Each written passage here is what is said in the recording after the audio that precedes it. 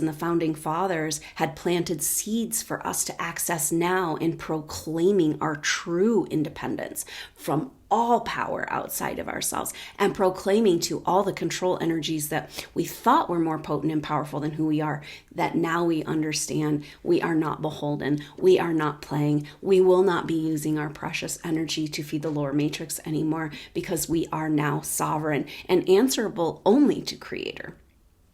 And this was the inspiration.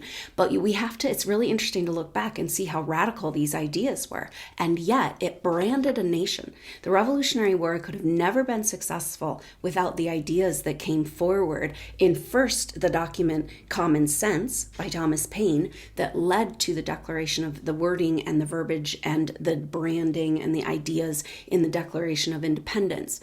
And these basic concepts are these inalienable rights, and that humans are answerable to no one but the divine, and that humanity does not need government, does not need to be governed. Now, this is a beautiful Aquarian ideal where we're all going to evolve to the point where we don't need any more anybody above us telling us what we can and can't do, and nobody to enforce the laws because nobody's breaking the laws, because we're operating out of humanitarian ideals. This is very Aquarian.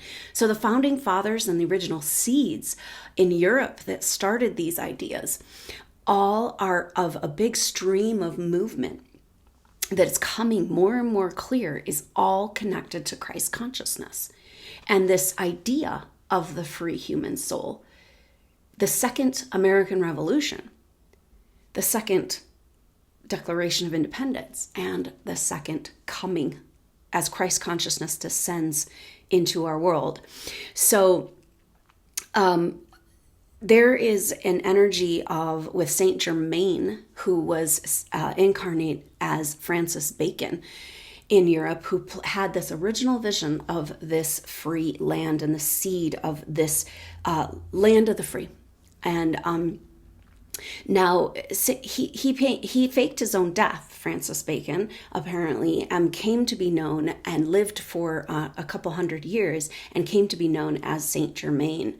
Now, this energy can tell us directly about this impulse for this free land and what this is really about, and how these influences, these master influences working on this project over eons of time, were seeding and working on this. Now, this is also associated with the moving from the age of Pisces into the age of Aquarius. And this is where all of these things come together.